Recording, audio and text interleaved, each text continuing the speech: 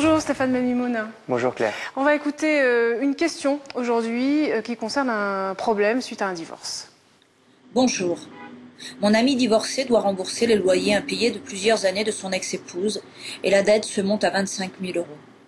Sur son salaire mensuel de 3 000 €, on lui saisit 2 000 € et il ne reste une fois ses charges payées que 400 € pour vivre.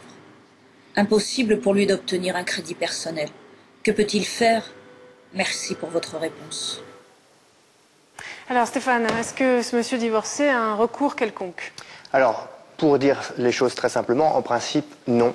Même si effectivement ça peut paraître très injuste, la règle étant que quand nous sommes mariés, eh bien nous sommes solidaires des dettes ménagères, même de son conjoint. Ouais. Et donc là, les dettes de loyer, eh bien il doit les payer dès lors que celles-ci sont nées avant le prononcé du divorce.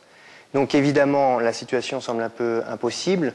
Néanmoins, peut-être deux possibilités s'offrent à cette personne. La première, c'est effectivement de dire je n'étais plus avec mon conjoint avant le prononcé du divorce. Dans ce cas-là, la jurisprudence admet que finalement la dette ne servant qu'à l'un des époux, l'autre n'a plus à la payer.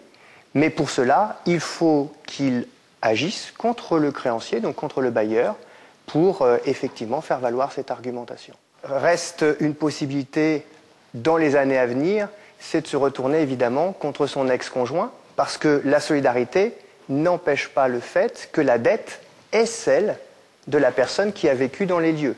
Donc son ex-conjoint devra payer, mais faut-il encore que la personne soit solvable. Et cette situation, c'est pour tous les couples, mariés et pacsés, donc il faut absolument le savoir. Tant que le couple n'a pas pris fin, on est solidaire. Donc si on veut pas de problème, on se marie pas et on se paxe pas.